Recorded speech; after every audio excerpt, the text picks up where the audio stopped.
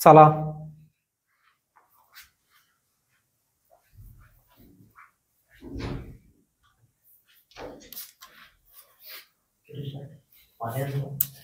आहे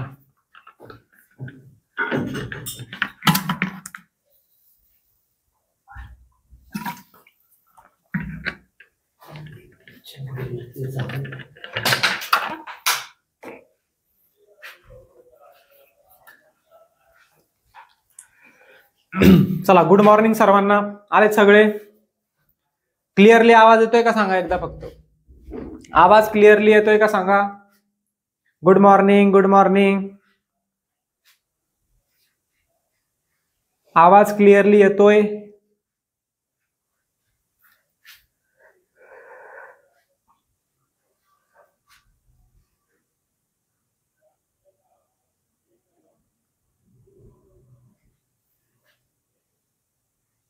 very good morning. चला आवाज क्लिअरली येतोय. आपण बघत होतो गणित बुद्धिमत्ता प्रश्न स्पष्टीकरण. काल परवा याच्या अगोदरच्या लेक्चरमध्ये आपण बघितलं गणित किंवा बुद्धिमत्ता. गणित नाही म्हणलं तरी चालेल, कारण की 15 क्वेश्चन आपल्याला विचारले जातात, 15 प्रश्न विचारले जातात वनरक्षक भरतीमध्ये, आणि 15 पैकी जवळजवळ 13 ते 14 प्रश्न हे बुद्धिमत्तावरती विचारले जातात. त्याच्यामुळं टीसीएसच्या ह्या जो काही पॅटर्न आहे, टीसीएसच्या पॅटर्नमुळे आपण काय करतोय की हे जे प्रश्न कशावरती विचारल्या जात्या, कोणत्या टॉपिक वरती विचारल्या जात्या आणि कशा पद्धतीने विचारल्या जातात त्याचा अभ्यास करून, त्याचं अनालिसिस करून आपण त्याच पद्धतीने शिकवण्याचा प्रयत्न करतोय.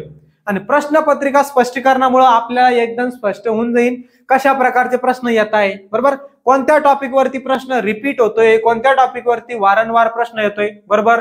आणि प्रश्न विचारण्याची पद्धत कशी, बरोबर. मी सगळ्यात महत्वाचं काय की प्रश्न विचारण्याची पद्धत नेमकी कशी आहे, कशा प्रकारचे प्रश्न विचारताय. टॉपिक सेम आहे, प्रश्न त्याच प्रकारचा आहे, फक्त थोडा घुमावून फिरवून विचारला, विचारण्याची पद्धत बदलली. ते आपल्याला प्रश्नपत्रिका स्पष्टीकरण केल्यानंतर, प्रत्येक प्रश्नाचं अनालिसिस केल्यानंतर, टॉपिकचं अनालिसिस केल्यानंतर कळणार, बरोबर. त्याच्यामुळे आपण प्रश्नपत्रिका स्पष्टीकरणाची सिरीज अगोदर घेणार आहे, जेणेकरून आपल्याला एक आयडिया येऊन जाईल, बरोबर नाही, की कोणत्या प्रकारचे प्रश्न येत आहेत, कशा पद्धतीने येत आहे. ओके चला मग आज आपण 5वी प्रश्नपत्रिका आपली बघणार. याच्या अगोदर आपण जवळजवळ 4 प्रश्नपत्रिका बघितल्या, त्याच्यामुळे बराचसा 50 ते 60% आयडिया आपल्याला आला असेल कोणत्या प्रकारचे प्रश्न विचारतात आणि कसे प्रश्न विचारतात, बरोबर. कोणत्या टॉपिक वरती प्रश्न रिपीट होतो, कशा प्रकारे विचारला जातो हे आपल्याला आता बऱ्यापैकी कळालं असेल. आता आपण बघू नंतरची प्रश्नपत्रिका. आपण ज्या प्रश्नपत्रिका ज्या क्रमाने चाललो, easy to moderate, moderate to hard, म्हणजे अगोदरच्या प्रश्नपत्रिकामध्ये सोपे प्रश्न त्याच टॉपिकवरच्या, आणि दुसऱ्या प्रश्नपत्रिकेमध्ये त्या टॉपिकवरचा थोडा अवघड प्रश्न, प्रश्न विचारण्याची पद्धत बदलत गेली. त्याच प्रकारे आपण प्रश्नपत्रिकेमध्ये प्रश्न सेट केला आणि हे सर्व प्रश्न आपल्या वनरक्षक भरतीमध्ये विचारले गेले. आउट ऑफ अर्धे प्रश्न हे सोपे विचारलेले, एकदम सोपे, सोप्या लॉजिकचे प्रश्न, अतिशय सोपे प्रश्न विचारले गेले, आणि थोडे प्रश्न थोड्या हार्ड लेवलचे, जास्त लेवलचे अवघड असणारे विचारले गेले. पण ते नॉर्मल होते, सोपे होते, फक्त कळायला पाहिजे कशा पद्धतीने आपल्याला ते सोडवायचं. ओके चला मग आता आपण सुरुवात करू आपल्या 5व्या प्रश्नपत्रिका.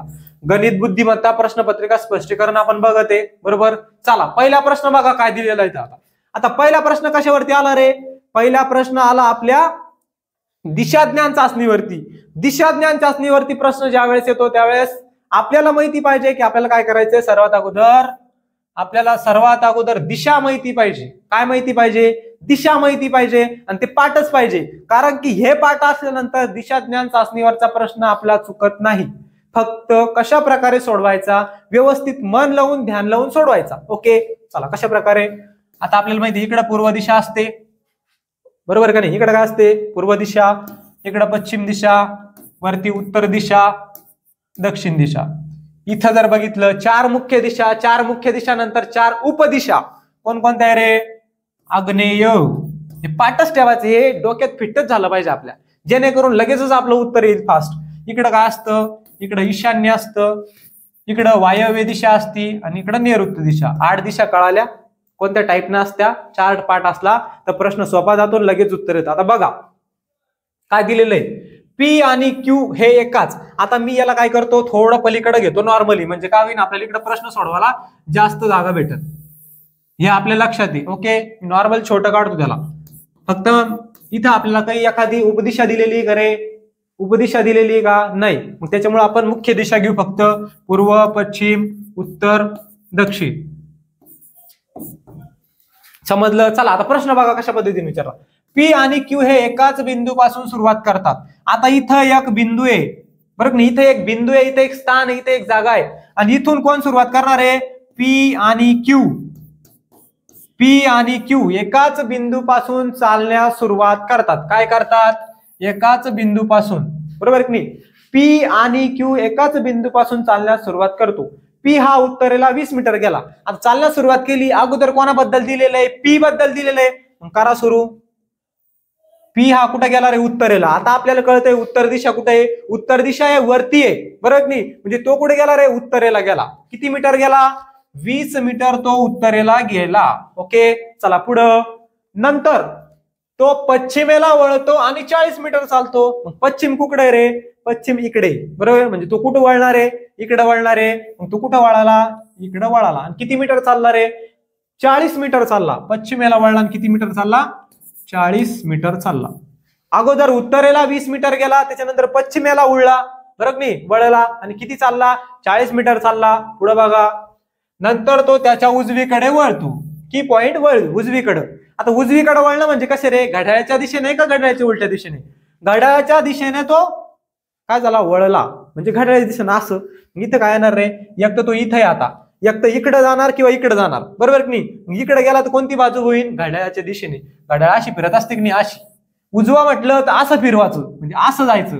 डाव म्हणलं तर खाली यायचं, घड्याळाच्या उलट्या दिशेने यायचं. ओके, मग तो काय आला, तो उजवीकडे वळतो आणि 25 मीटर चालतो. किती मीटर चालतो मग, 25 मीटर. आता सध्या तो कुठे आहे रे, 25 मीटर चालतो. इथं कोण आहे, पी. आता इथं येऊन बसला. पी कुठे येऊन बसला, इथं येऊन. क्यू अजून इकडेच आहे, चालण्यास सुरुवात केली, पण क्यू विषयी आपल्याला अजून दिलेलं नाही. मग हा कुठे आहे, हा पी इथं आहे आता सध्या, बरोबर. इथपर्यंत कळालं. चला पुढे बघा. क्यू हा उत्तरेकडे 45 मीटर चालतो. आता एकाच बिंदूपासून सुरुवात केली म्हटल्यावर तो कुठे जाणार रे, वर जाणार. पण इथूनच जाणार ना, एकाच बिंदूपासून, म्हणजे इथूनच कोण गेला, क्यू गेला. मग क्यू किती गेला रे, पूर्ण 45 मीटर गेला. किती गेला, 45 मीटर. क्यू कुठे गेला, क्यू हा उत्तरेकडे. उत्तर कुठे रे, उत्तर मला दिसतंय वरती दिलेलं आहे. मग उत्तरेकडे गेला, किती किलोमीटर, सॉरी किती मीटर गेला, 45 मीटर गेला. प्रश्न कळाला, आकृती कळाली. चला आता उत्तर बघा. पी च्या स्थानाच्या संदर्भात क्यू प्रिंट करायचं राहिलं होतं. ओके, पी च्या स्थानाच्या संदर्भात क्यू आता कोठे आहे, बरोबर. म्हणजे काय रे, याला घाबरून जायचं नाही, स्थानाच्या संदर्भात वगैरे काही नाही. म्हणजे हा जो क्यू आहे हा पी च्या कोणत्या दिशेने आहे असा त्याचा अर्थ होतो, आणि किती अंतरावर आहे असं. हे संदर्भात विसरून जायचं, काय दिलेलं आहे फक्त कळायचं, आणि असाच प्रश्न येतो. पण त्याचं काय, आपलं लॉजिक लावायचं, आपल्या भाषेमध्ये त्याचं उत्तर काढायचं, याला घाबरून जायचं नाही. म्हणजे पी च्या स्थानाच्या संदर्भात क्यू आता कुठे आहे. मग कुठे आहे रे, पी पासून क्यू कुठे आहे, क्यू कुठे गेला, इथं क्यू बसलेला आहे. मग क्यू कुठे आहे, क्यू जर पी इथं आहे, सपोज पी इथं आहे, बरोबर. मग क्यू कुठं असणार आहे, त्याच्या इकडं. त्याच्या इकडची बाजू कोणती, त्याच्या सरळची बाजू कोणती आहे, पूर्व आहे. म्हणजे क्यू हा पूर्व बाजूस आहे. आणि किती मीटर आहे रे, हे अंतर जर 40 एवढं, हे अंतर किती 40, मग हे एवढं पूर्ण किती असणार आहे सर, 40च असणार आहे. कारण इथं काय होतो, इथं एक आयत तयार होतो, आणि आयताची प्रॉपर्टी आहे की opposite sides of rectangle are congruent. विरुद्ध बाजू आयताच्या कशा असतात, सारख्या असतात. मग ह्या विरुद्ध बाजूच्या आयताच्या त्या कशा असणार आहे, सारख्या असणार आहेत. म्हणजे हे किती असणार आहे, 40 मीटर. कुठे गेला, पूर्वेस. आपलं उत्तर काय असणार, पी पूर्वेस 40 मीटर, बरोबर का. समजलं का, सोपं आहे. चला काय आलं उत्तर आलं 40 मीटर पूर्वेस. चला पुढचा प्रश्न बघा. आता बघा काय प्रश्न दिला रे, नातेसंबंधावरती प्रश्न आला. कशा प्रकारचा आला बघा. कौशल म्हणाला, कोण म्हणाल, कौशल. लिहून घ्यायचं व्यवस्थित, शांतपणे व्यवस्थित विचार करून प्रश्न सोडवायचा. इथं चुकू द्यायचं नाही. थोडंसं नातं गडबडलं, मामाचं मामी झालं, बरोबर, एखाद्या बहिणीचा भाऊ झाला, इकडं तिकडं झालं गेलं, आपला प्रश्न चुकला, बरोबर का. काय दिलं आता, व्यवस्थित सोडवा. कौशल नावाचा मुलगा आहे. कौशल म्हणाला, आता काय म्हणाला, प्रशांतची आई. कोणाची आई रे, कोणाबद्दल बोललेलं आहे. आता हा की पॉइंट, हे लक्षात ठेवायचं. विचारलं एक व्यक्ती दिलेलं आहे, त्या व्यक्तीबद्दल विचारलेलं आहे, ती व्यक्ती महत्वाची असते. आता प्रशांतची आई कोण आहे ते आपल्याला काढणे अगोदर. प्रशांतची आई, बरोबर की नाही? प्रशांतची आई कोण आहे म्हणतो, माझ्या वडिलांच्या पत्नीची. आता याची वडील इथं लिहू आपण. वडील कोणाचे वडील? के चे वडील. के चे वडील म्हणजे कौशलचे वडील. माझ्या वडिलांच्या पत्नीची, वडिलांची पत्नी. नवरा बायको क्रॉस पाकिस्तान 36चा आकडा लक्षात ठेवायचं, बरोबर? इथं वडील आहे, वडिलांची पत्नी आहे. आपल्या वडिलांची पत्नी आपली कोण रे सर? ती आपली आई किंवा आपली मम्मी. आपल्या भाषेमध्ये आपली मम्मी किंवा आई. कौशलची पत्नी, सॉरी के वडील आहे, वडिलांची पत्नी कौशलची आई. इथपर्यंत कळालं? सोपं आहे. चला पुढं. पत्नीची आई आहे. पत्नीची कोण आहे रे? आई आहे. पत्नीची कोण आहे? आई आहे. पण प्रशांतची जी आई आहे ती कोण आहे? ही इथं आली. आता ही प्रशांतची आई आहे. मग प्रशांतची आई जर इथं येत असन, ती कोणाची आई? अजून हिची सुद्धा आई आहे. मग प्रशांत कोण असन? प्रशांत असन इथं. तो काय येणार? हिचा भाऊ येणार. कोण? प्रशांत. कारण ही जी व्यक्ती आहे, बघा प्रश्न परत सांगतो, व्यवस्थित सांगतो, लक्ष द्या. कौशल म्हणाला, कौशल काय म्हणाला? प्रशांतची आई. जी काही प्रशांतची आई म्हणे, विसरून जायचं, लिहून घ्यायचं व्यवस्थित. विचारलेलं काय? ही माझ्या वडिलांच्या. ही माझ्या म्हणजे कोणाच्या? कौशलच्या. कौशलच्या ठिकाणी स्वतःला ठेवायचं. मी आहे माझ्या वडिलांची पत्नी. माझी कोण रे? आई, मम्मी. ओके. आणि वडिलांच्या पत्नीची आई. ह्या पत्नीची आई म्हणजे कोण? माझ्या मम्मीची मम्मी. माझी कोण? आजी. ती कोण आहे रे? प्रशांतची आई आहे. मग प्रशांतची आई कोण झाली? ही झाली. म्हणजे प्रशांतीचा कोण झाला? मुलगा. आणि प्रशांत आपल्या मम्मीचा कोण झाला? भाऊ. मग आपल्या आईचा भाऊ. आता काय विचारलं आपल्याला? कौशल आणि प्रशांतचं नातं. काय विचारलं? प्रशांतचे कौशल सोबत. मग कौशल सोबत विचारलं, ज्याच्या सोबत शब्द आला सोबत तिथं स्वतःला ठेवायचं. मग कौशल सोबत प्रशांतचं नातं कोण? मग कौशलचा प्रशांत कोण लागणार? कौशलची आई, बरोबर नाही? कौशलच्या आईचा भाऊ कोण आहे? प्रशांत. म्हणजे कोण रे? आपला मामा, लाडका मामा. कोण लागणार? मामा. म्हणजेच कोण? आईचा ब्रदर, आईचा भाऊ. पर्याय क्रमांक 2, ऑप्शन नंबर 2. कळालं? सोपं असताना अशा प्रकारचे प्रश्न विचारतात. फक्त नातं विचारलं, ज्याचं नातं कोणासोबत विचारलं तिथे स्वतःला ठेवायचं. आपला मामा कोण असतो? आपली मामी कोण असते? आपले काका कोण असते? आत्या, बाबा, दादा. हे सगळं आपल्याला चांगल्या प्रकारे येतं. नातं लगेच कळत असतं, फक्त समजलं पाहिजे त्यावेळेस ते येत असतं. ओके. चला पुढचा प्रश्न बघा. चला, खालील मालिकेत पुढील स्थानी येणारे व तिला पूर्ण. अक्षर मालिकाचा प्रश्न आला, सोपा आहे. अशा प्रकारचे प्रश्न वनरक्षक भरतीला विचारले. सोपे साधे प्रश्न विचारता, म्हणजे मॉडरेट लेवलचे किंवा इझी लेवलचे साधे सोपे शब्द प्रश्न सुद्धा विचारत असतात. चला काय दिलं रे? बी डी एफ एच, त्याच्यानंतर शोधा. बी डी एफ नंतर शोधा. जर आपण एबीसीडी मध्ये जर बघितलं तर बीचा नंबर काय असतो रे? 2. बरोबर आहे की नाही? बीचा नंबर किती असतो? 2. एबीसीडीचे पूर्ण लेटर पार्ट ठेवायचे नंबर. त्याची पण ज्यावेळेस आपण अक्षर मालिका घेऊ की त्याच्यामध्ये ते लेटर कशा प्रकारे ध्यानात ठेवायचे, आता सगळे ध्यानात येत नाही आपल्याला लगेचच. मग त्याला काहीतरी लॉजिक असतं, ट्रिक्स असतं. कोणतं एक लेटर लक्षात ठेवायचं, त्याच्या आजूबाजूचे लेटर येत असतात. ते कळण टॉपिक मध्ये. फक्त आपल्याला आता प्रश्न समजून घेणे, कशा प्रकारचे प्रश्न येतात, काय येतात ते. ओके. चला बघा काय दिलं रे? बी किती नंबरला असतो एबीसीडी मध्ये? 2 नंबरला असतो. डी किती नंबरला असतो रे? 4 नंबरला असतो. याच्या दोघांमध्ये काय केलं? जो काही सी आहे 3 नंबरचा तो गायब केला. बरोबर. त्याच्यानंतर एफ किती नंबरला असतं? एफ किती नंबरला असतं? 6 नंबरला असतं सर. एच किती नंबरला असतं? 8. आता कळालं असं की समान शब्द, समान किंवा ज्याला आपण काय म्हणतो समसंख्या, समसंख्याच्या फरकाने हे दिलेले. म्हणजे काय केलं रे? बी आणि डी मध्ये सी सोडला, डी आणि एफ मध्ये ई सोडला, एफ आणि एच मध्ये जी सोडला, एच आणि जे काय सोडणार? आता इथं आय सोडणार.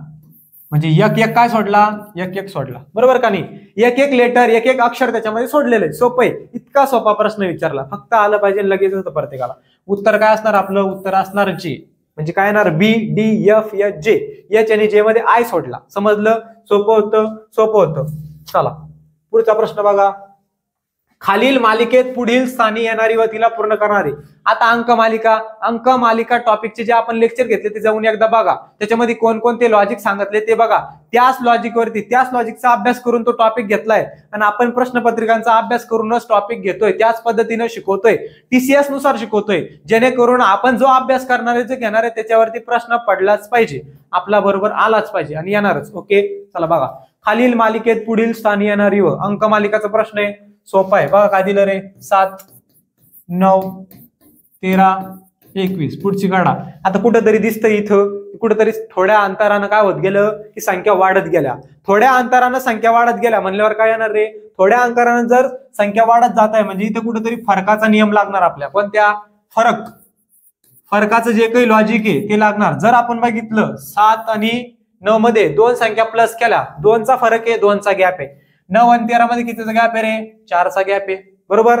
13 आणि 21 मध्ये कितीचा गॅप आहे? 8चा गॅप आहे. पुढचा आपल्याला काढायचं, लगेच कळालं. आता अगोदर 2चा गॅप घेतला, त्याच्यानंतर 4चा गॅप घेतला, त्याच्यानंतर 8चा गॅप घेतला. आता कितीचा गॅप घेणार सर? आता 8चा गॅप 16चा गॅप घेणार. कितीचा गॅप घेणार?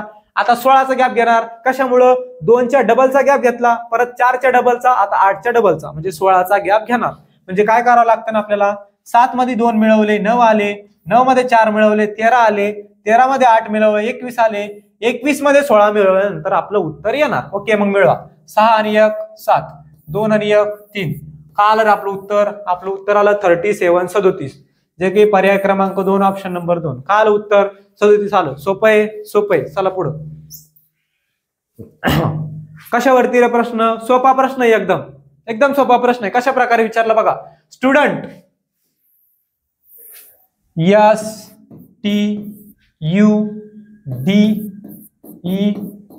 STUDENT.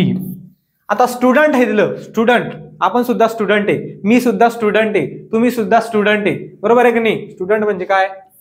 माणूस हा मरेपर्यंत एक स्टुडंट राहत असतो, असं डॉक्टर APJ अब्दुल कलाम असं म्हणाले होते.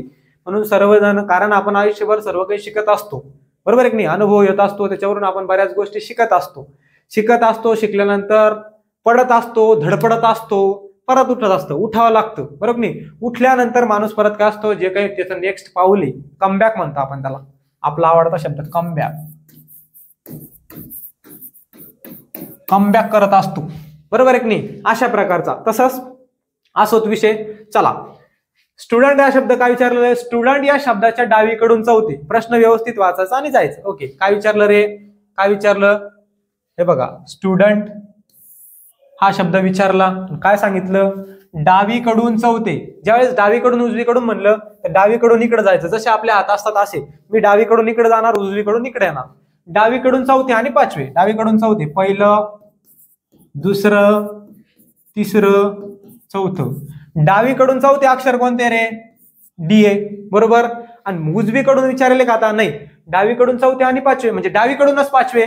डावीकडून चौथा जर डी आहे तर पाचवा कोणता आहे? ई आहे. समजलं इथपर्यंत? आता पुढे बघा काय विचारलं. तर काय विचारलं? पाचवे, अक्षर यांची आदला बदल.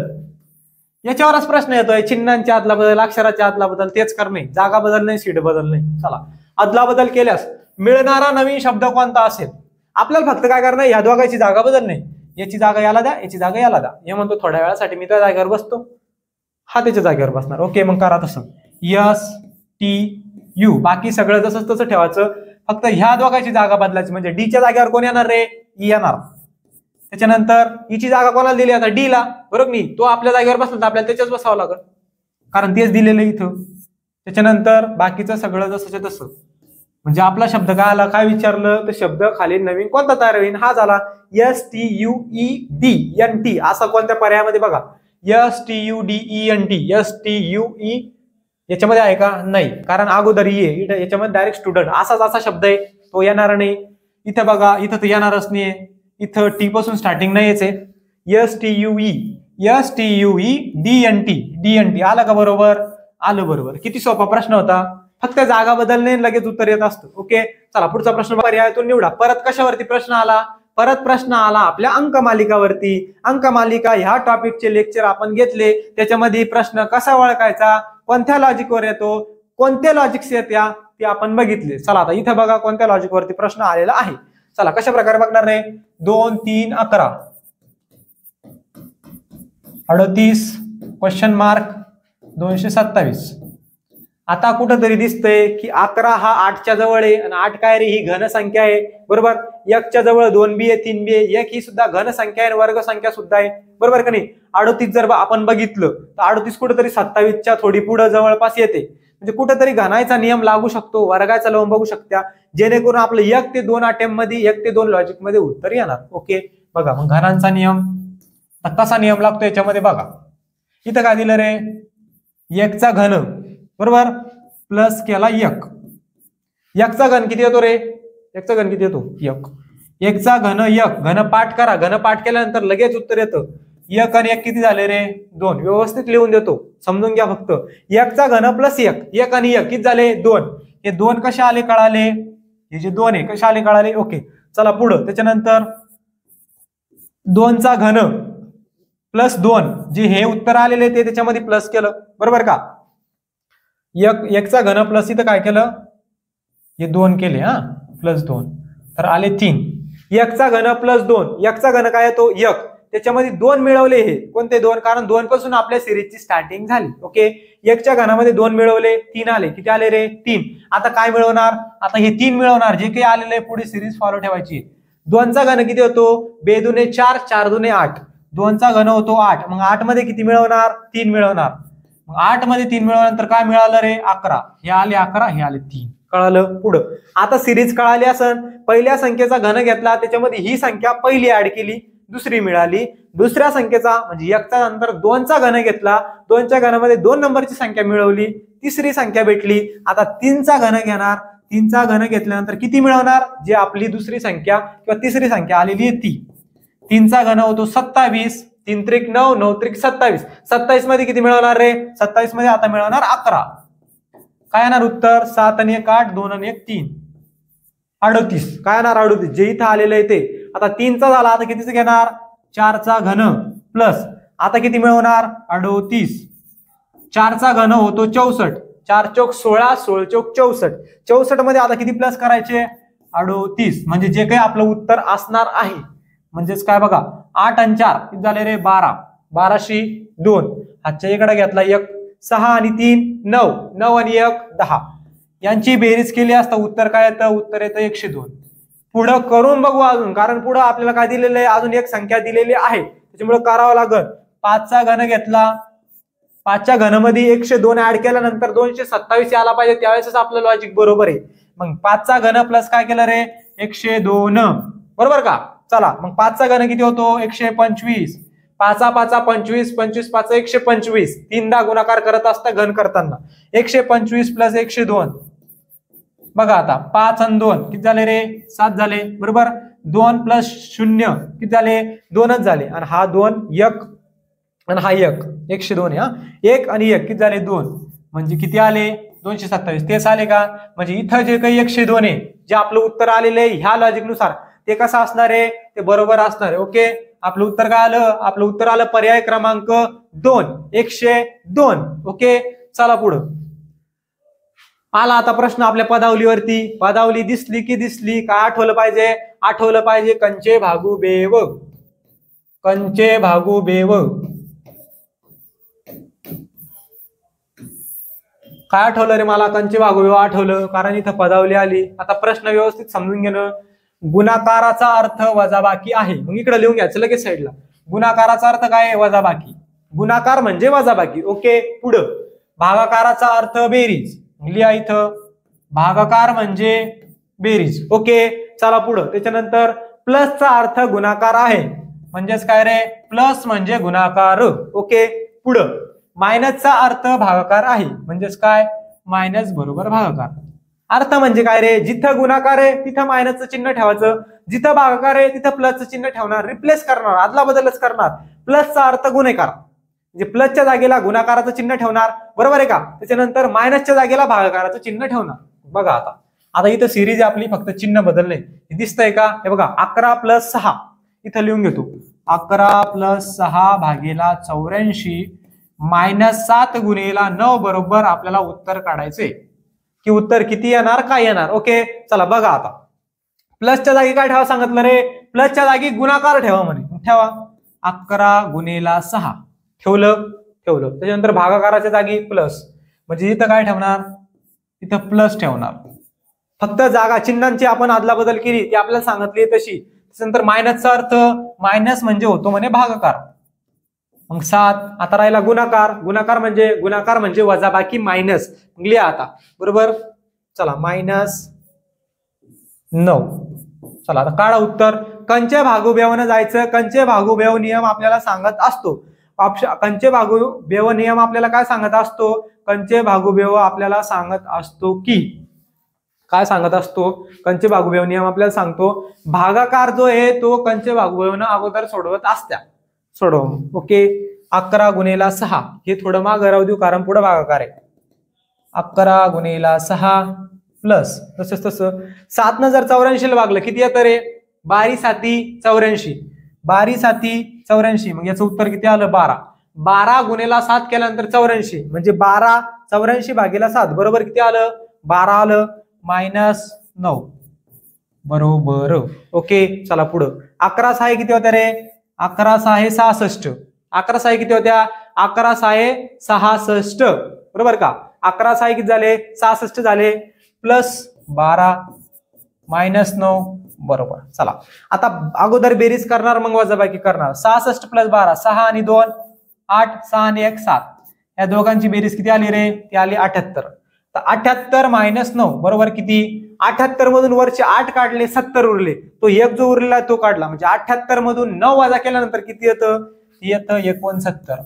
म्हणजे आपलं उत्तर काय असणार आहे, आपलं उत्तर असणार आहे ऑप्शन नंबर पहिलं, पर्याय क्रमांक पहिलं 69. समजलं, सोपं आहे. फक्त कंचे भागुबेव नियमानुसार पदावलीचा प्रश्न सोडवायचा.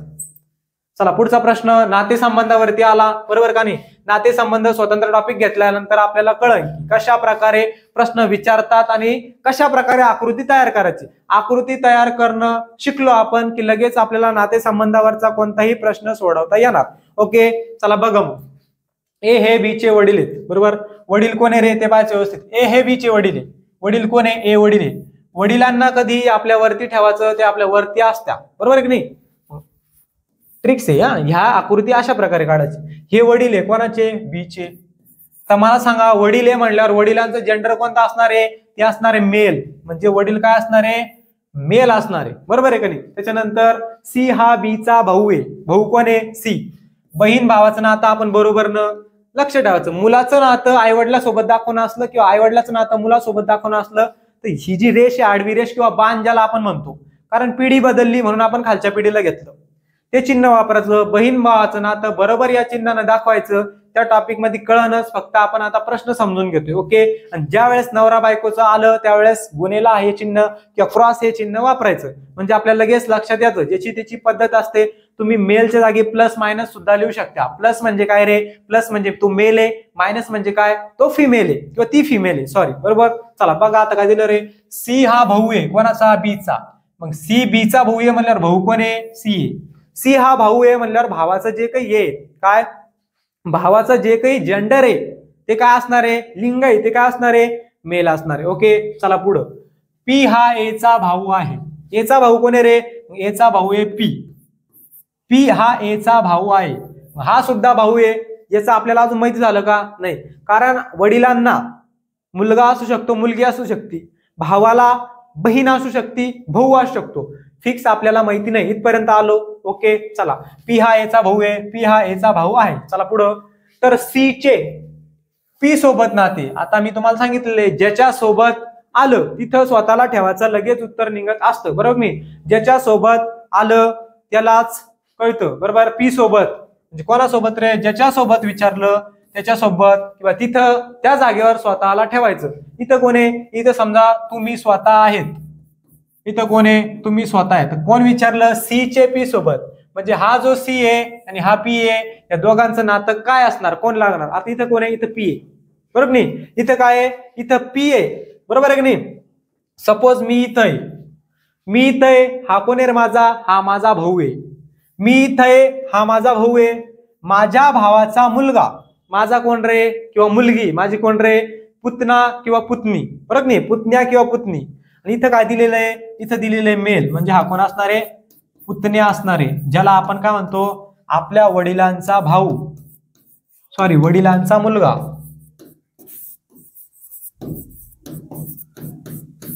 बरोबर का? आपल्या वडिलांचा मुलगा हा कोण असणार आहे? वडिलांचा मुलगा. इथं मी आहे, हा माझा भाऊ आहे, माझ्या भावाचा मुलगा, बरोबर नाही? वडिलांच्या भावाचा मुलगा म्हणजेच कोण? आपल्या वडिलांचा भाऊ का भावाचा मुलगा रे? आपल्या भावांचा मुलगा, सॉरी भावाचा मुलगा.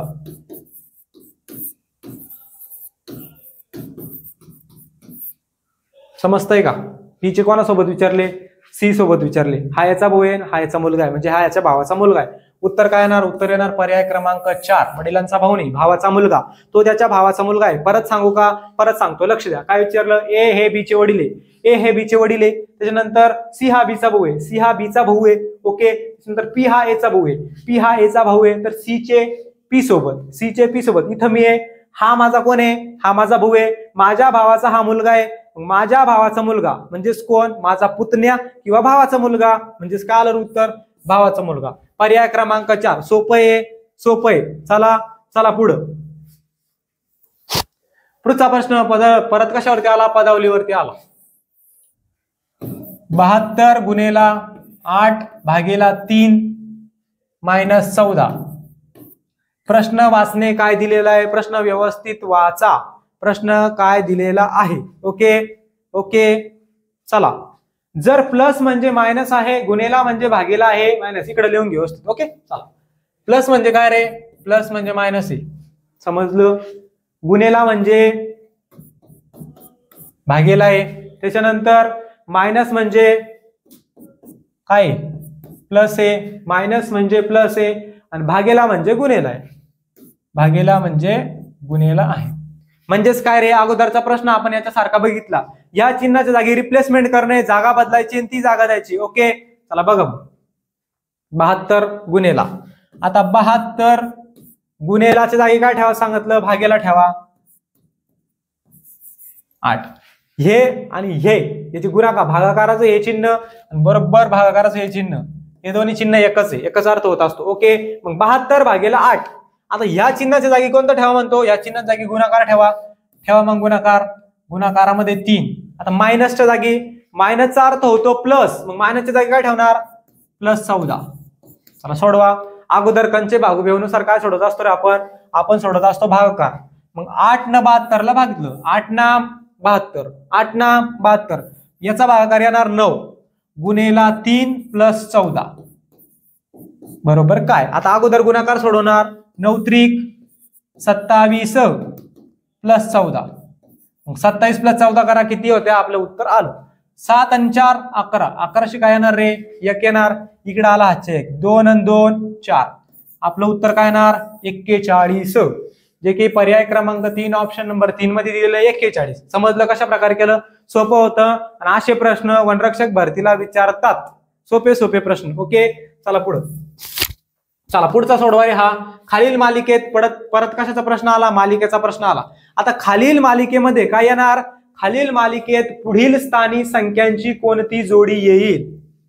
2 जोड्या दिलेल्या आहेत, आपल्याला 2 संख्या काढायच्या आहे, बरोबर का नाही? मग सांगितलं आपल्याला खालील मालिकेत पुढील स्थानी संख्यांची कोणती जोडी येईल. ज्या वेळेस आपल्याला कळालं, आता कोणतं लॉजिक लागणार रे?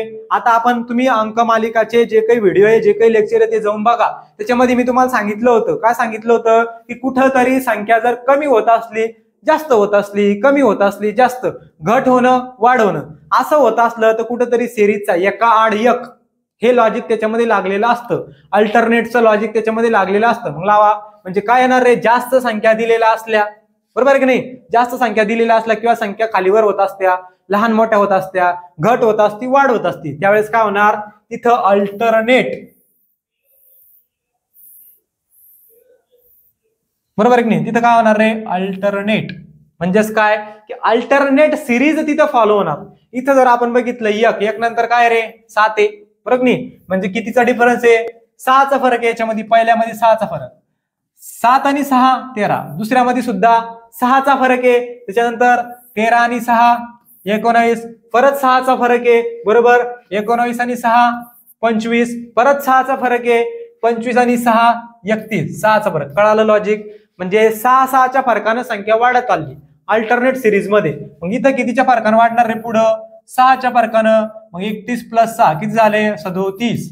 म्हणजे आपली इकडची संख्या शेवटची किती येणार रे 37 येणार. आणि आपल्याला अजून ही संख्या काढायची, 2 काढा सांगितलेलं आहे. एका सिरीजनं एका अल्टरनेट सिरीजनं आपण काढली, कळालं. 1 मध्ये हा 6 मिळवला 7 आले, 7 मध्ये 6 मिळवले 13 आले, 13 मध्ये 6 मिळवले 19. एवढं सोपं आम्हाला येतं सर, बरोबर का. चला त्याच्यानंतर काय, आता 37 आपण काढले. जर आपण बघितलं इथं 39, इथं 39, इथं 27. मग आता जर एका सिरीजनं जर माझं उत्तर आलं तर मी तर टाइमपास करायची गरज आहे का, नाही. ज्यावेळेस मी परीक्षेला बसलेला आहे, माझ्याकडे वेळ कमी असतो, लगेच माझं उत्तर मला कळालं 37 येतंय, तर मी अगोदरचं काढत बसणार नाही, कारण तेवढ्या वेळामध्ये मला पुढच्या प्रश्नाला वेळ देता येईल. फक्त इथं आपण समजून घेऊ, बरोबर. समजलं, ते कळालं पाहिजे. सिली मिस्टेक्स असतात, आपल्याला वाटतं आपण हुशार आहे, खरंच तुम्ही सगळे भरपूर हुशार आहे, बरोबर नाही. फक्त काय असतं माहिती का, की आपल्याला कमी वेळेमध्ये पेपर सोडवायचा असतो, जेणेकरून आपला जो काही स्वाभिमान असतो, स्वतःवरती प्राऊड असतं, ते थोडं बाजूला ठेवायचं असतं, बरोबर नाही, जेणेकरून पुढच्या प्रश्नाला आपल्याला वेळ देता येतो. चला पुढे बघा.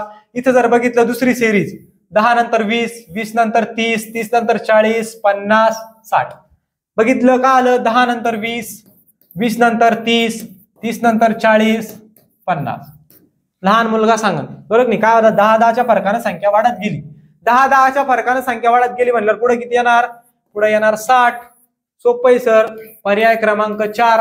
जर तुम्ही न पहिल्या सिरीजनं किंवा दुसऱ्या सिरीजनं जरी गेले असते तरी 60 उत्तर अगोदर आलं असतं, म्हणजे हे आलं असतं. मग बाकीचं दुसरं ऑप्शन किंवा दुसरी सिरीज काढण्याचं, त्याचं उत्तर काढण्याचं आपल्याला काही गरज आहे का, नाही. टाइम वेस्ट होत असतो. चला पुढचा प्रश्न बघा. चला, find the odd word out of the following option. काय विचारलं रे, ऑड वर्ड आउट. सर हा इंग्रजीचा प्रश्न आहे काय, इंग्रजीचा प्रश्न नाही, आपल्या बुद्धिमत्ताचा प्रश्न आहे, फक्त विचारलेला इंग्लिश मध्ये ट्रान्सलेशन करून. सोपं एकदम. ओके चला. ऑड वन आउट म्हणजे काय रे, विसंगत घटक ओळखणे किंवा वेगळा घटक, त्या टाईपचा प्रश्न आहे. चला मग आता बघा, थोडा अवघड वाटतंय पण सोपं आहे. कॉर्निया जर बघितलं आपण, आता 4 दिलेले, 4 पैकी 3 सारखे आणि 1 वेगळा आहे. 4 दिलेले, 4 पैकी 3 सारखे 1 वेगळा आहे.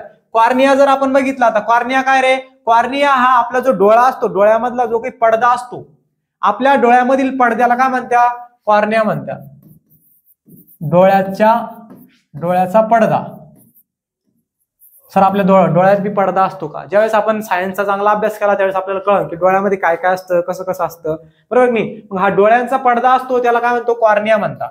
हा जो रेटिना आहे, हा सुद्धा डोळ्याचा एक पडदा असतो. आपल्या डोळ्याला स्तर असतात अशा, म्हणजे वाल असते अशा, बरोबर आहे की नाही. कुठेतरी पडदा असतो, मग त्याच्यानंतर एक भिंत असते, त्याला पण पडदाच म्हणतात, बरोबर नाही.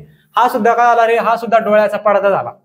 हा डोळ्याचा पडदा, हा डोळ्याचा पडदा, बरोबर. त्याच्यानंतर इरिस. इरिस म्हणजे काय रे, डोळ्याचं जे काही आपलं बुबुळ असतं, म्हणजे काय, आपल्या डोळ्यामध्ये जो काही काळा बुबुळ असतो, मध्ये काळा बुबुळ, बरोबर आहे की नाही, त्याला म्हणत असत्या इरिस. त्याला काय म्हणत असत्या, इरिस म्हणत असत्या. आपण जर बघितलं की पहिले 3 जे शब्द आहे, हे 3 शब्द डोळ्याच्या संबंधित आहे. कशाच्या, डोळ्याच्या संबंधित. डोळ्याच्या संबंधित आहे म्हणजे आपला जो काही आई असतो, डोळा असतो, त्याच्या रिलेटेड आहे, आपल्या डोळ्याचे रिलेटेड आहे, बरोबर की नाही. कारण हे तिन्ही आपल्या डोळ्याचे भाग आहे, पार्ट आहे, बरोबर. जर आपण शेवटचा शब्द बघितला, व्हिजन. व्हिजन म्हणजे काय रे, आपलं जे व्हिजन आहे, व्हिजनचा अर्थ होत असतो दृष्टी. व्हिजन या शब्दाचा अर्थ होतो दृष्टी, बरोबर नाही. ह्या दृष्टीचा याचा संबंध आहे काही नाही.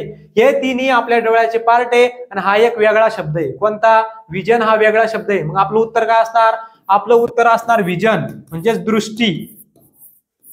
डोळ्यामध्ये असते की ती दृष्टी नाही, जे आपण पाहत असतो त्याला दृष्टी म्हणत असतात. म्हणजे हा नक्कीच सगळ्यापैकी वेगळा असणार आहे. Odd one out. कळालं, सोपं होतं. चला पुढचा प्रश्न बघा. आता आकृतीवरचा प्रश्न आला. बरेच आकृतीवरती प्रश्न आलेले. आकृतीवरती कोणते प्रश्न येतात, आकृतीवरती प्रश्न येतात की एक आकृती दिलेली आहे, ती आरशामध्ये कशा प्रकारे दिसन, किंवा दर्पण म्हणते आपल्याकडं. कधी कधी प्रश्नामध्ये दर्पण असतं. दर्पण म्हणल्यावर दडपण येऊ द्यायचं नाही, बरोबर नाही. दर्पण म्हणजे आरसा, याचा अर्थ होतो आरसा,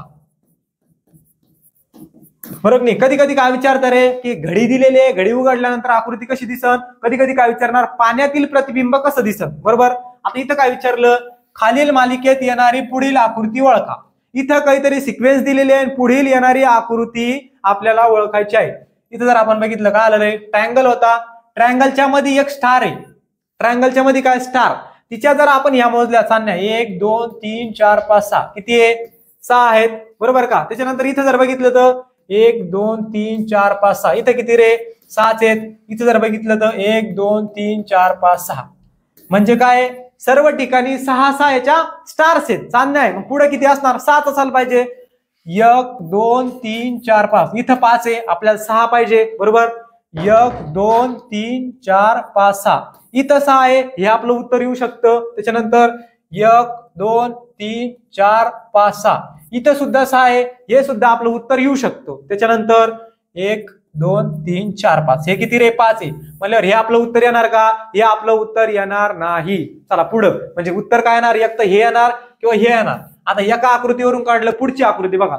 इथं जर आपण बघितलं पहिल्या याच्यामध्ये जर आपण बघितलं काय इथं 1 2 3 3 लाईन दिलेला आहे आउटला, किती 3 रेषा दिलेला आहे. इथं किती झाल्या नाही 1 रेष वाढली, किती रेष वाढली इथं 3 रेषा होत्या इथं 4 झाल्या. इथं जर बघितलं 1 2 3 4 5 इथं किती झाल्या रेषा 5.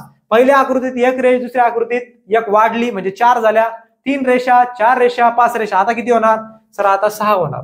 6 रेषा बघा कुठे येतं. इथं जर आपण बघितलं 1 2 3 4 5 6 7 8 9 10 12 13 14 बघ नी 13 14 रेषा आहे जास्त. आपल्याला किती पाहिजे आपल्याला 6 पाहिजे. मोजा 1 2 3 4 5 6 मग 6 रेषा कोणत्या आकृतीमध्ये आहे म्हणजे पुढील क्रमाने येणारी जी आकृती आहे काय झालं अगोदर चांदणी आहे चांदणीमध्ये 6 ठेवले बरोबर की नाही. मग इथं 6 आहे बरोबर. त्याच्यानंतर एक एक रेष वाढत गेली मग ती वाढवल्यानंतर आपलं उत्तर काय येणार, आपलं उत्तर येणार पर्याय क्रमांक 2 ऑप्शन नंबर 2. चला पुढचा प्रश्न बघा. पुढचा प्रश्न आता गुरुवार आपला वारांवरती आला.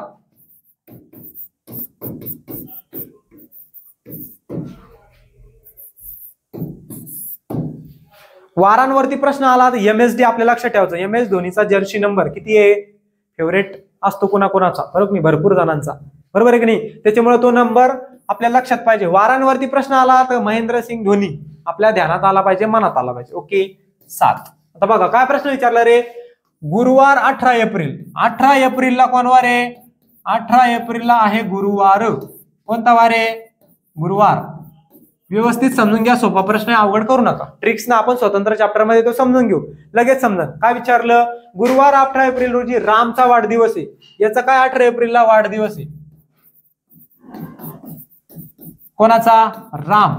रामचा वाढदिवस हा 18 एप्रिलला आहे. किती एप्रिलला आहे 18 एप्रिलला. पुढे बघा जर श्यामचा जन्म 19 ऑगस्ट आता तिकडे राम होता इकडे श्याम आहे. श्यामचा जन्म कधी झाला रे श्यामचा जन्म म्हणजेच काय श्यामचा वाढदिवस बरोबर नाही. जन्मदिवस हा आपला वाढदिवस असतो. रामचा वाढदिवस 18 एप्रिलला. श्यामचा वाढदिवस म्हणजे श्यामचा जन्म कधी झाला 19 ऑगस्टला.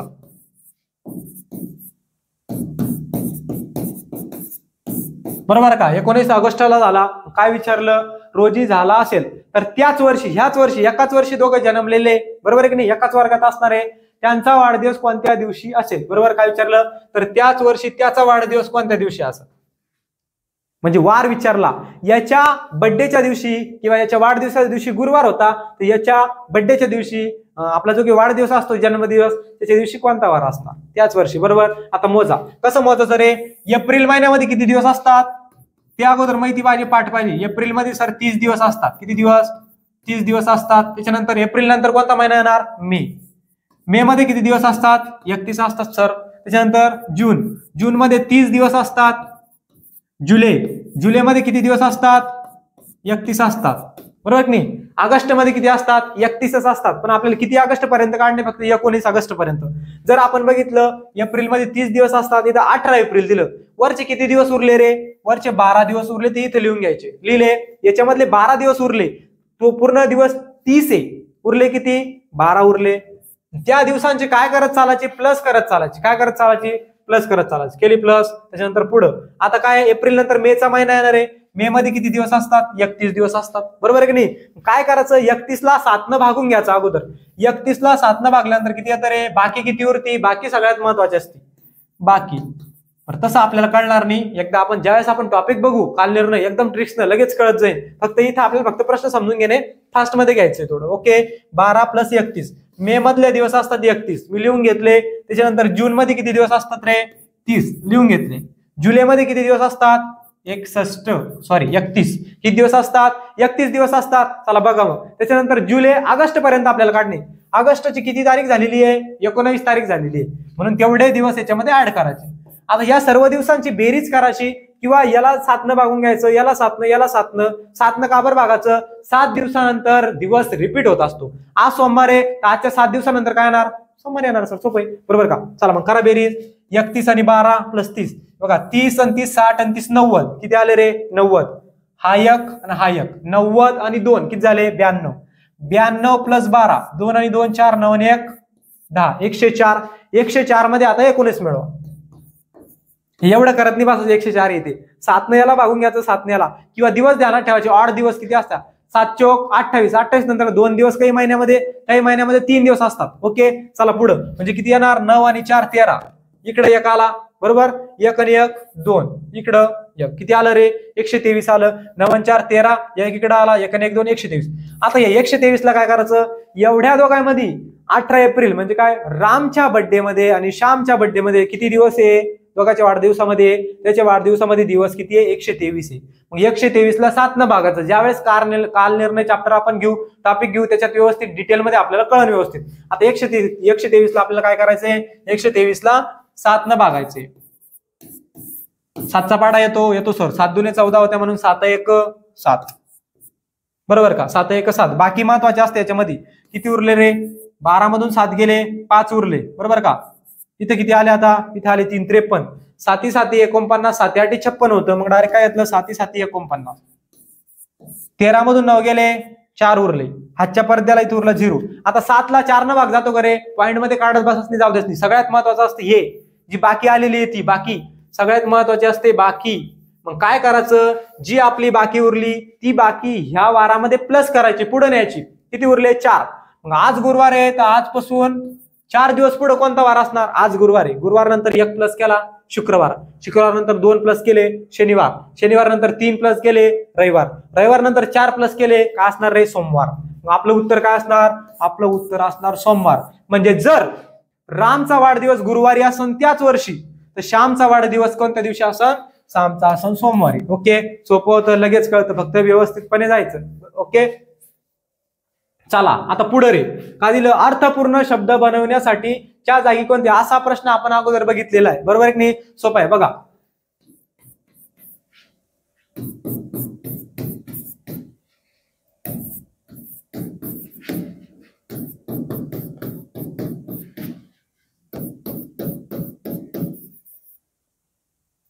चला काय विचारलं आता? खाली एक लेटर दिलेलं आहे म्हणे. ह्या एक लेटर पैकी किंवा एका अक्षरापैकी इथं सेम अक्षर ठेवणे सगळ्या ठिकाणी. त्यावेळेस ते जे अक्षर आहे ते बरोबर आले पाहिजे, किंवा जे अक्षर समूह आहे त्याला काहीतरी अर्थपूर्ण जे काही वैशिष्ट्य आहे ते आलं पाहिजे. अर्थपूर्ण शब्द तो बनला पाहिजे. आता जर आपण इथे यस ठेवला, काय ठेवला? यस. काय शब्द तयार होतो रे? सीक, स्वर, सीट आणि स्पॅम. जर आपण बघितलं आता, बरोबर की नाही? सीक, बरोबर की नाही? आता इथं पी ठेवल्यानंतर काय होईल? पीक. तर एकदा आपण सीस ठेवून बघू. काय ठेवलं आपण आता एकदा इथं काय ठेवला? इथं आपण एकदा काय ठेवलं? यस ठेवलं. बरोबर आहे का? म्हणजे इथं काय आलं रे? सीक हा शब्द तयार झाला यस ठेवल्यानंतर. मग सीक शब्दाचा अर्थ काय होतो? आजारी. सीक या शब्दाचा अर्थ होतो आजारी. त्याच्यानंतर स्वर, स्वर म्हणजे काय रे? आंबट. त्याच्यानंतर सीट म्हणजे सर आम्हाला माहितीये बसणे. स्पॅम याला काय म्हणत्या? स्पॅमच म्हणत्या, किंवा त्याला धोकादायक कॉल ज्याला आपण म्हणत असतो, धोकादायक. स्पॅमचा नंबर येतो आपल्याला, बरोबर नाही? स्पॅमचा फोन येतो आपल्याला, तो कसा असतो? धोकादायक असतो. बरोबर नाही? ते तिथे लिहून येतो, त्याला स्पॅम. म्हणजे चारही जे शब्द बनले ते कसे बनले रे? चारही शब्द हे कसे बनले? चारही शब्द हे अर्थपूर्ण बनले. केव्हा? ज्यावेळेस आपण इथं यस पुट करतो, यस ठेवतो, यस ठेवतो, यस. आपलं उत्तर काय असणार? यस असणार. सगळे अर्थपूर्ण बनताय, अर्थ येतोय. ओके, आर ठेवलं तर रिक होणार. रिक हा शब्द आण हायच नाहीये. त्याच्यानंतर टिक होणार. टिक हा शब्द आहे. टोर हा शब्द आहे. टीट आणि टेपॅम. टीट हा सुद्धा शब्द आहे, पण TPAM आले. टीपॅम झालं का? बीपीएम झालं का? काय झालं? बरोबर नाही? हा शब्द आहे का? नाही. टी येणार नाही. पी जर ठेवला तर पीक हा शब्द येतो. पोर हा शब्द नाही. पीठ हा शब्द नाही. पप्पम हा सुद्धा शब्द नाही. म्हणजे हे तिन्ही इथे येणार नाही. मग काय येणार? यस इथं बरोबर फिट बसतो, व्यवस्थित बसतो. समजलं? सोपं आहे. ओके, चला झालं. ओके, आता